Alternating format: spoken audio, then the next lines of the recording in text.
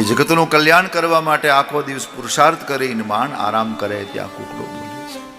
આ ભાવ છે. એ સવારમાં બ્રહ્મુહૂર્તમાં ઠાકોર યાદવ જાગો, ભગવાન જાગ્યા. એટલે રૂકમિણી બોલ્યા વાલી થવા માટે કે હું તમને રાત્રે દૂધ પાવા આવી હતી પણ તમે સૂઈ ગયા હતા એટલે હું પાછી જતી ગઈ. ભગવાનની આંખમાં આંસુ આવી ગયા. રૂકમિણી કહ્યું પ્રભુ તમે રડો છો? દેવી શું કરું શું કરું? મને જશોદા યાદ આવી. બેસો.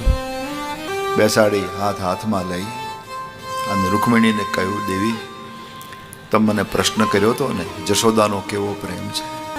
દેવી હું સૂઈ ગયો એમ સમજીને તમે દૂધનો કટોરો લઈને પાછા જતા રહ્યા. અહીંયા જો મારી માં જશોદા હોય તો તમને પરાણે પાઈ દે? રૂકમિણીએ કહ્યું ના, મને જગાડે તો નહીં જ, તો મારી ઊંઘમાં તકલીફ થાય. પણ દેવી દૂધ પાવા મને આવે ને જો હું સૂઈ ગયો હોઉં તો એ આખી રાત દિવાલને અડીને ઊભી રહે, લાલા લાલા લાલા એવો અવાજ કર્યા કરે. સવારે હું જાગું તો એ દિવાલને એમને ટેકો દઈને ઊભી હોય. રૂકમિણી આ પ્રેમ છે એટલે યાદ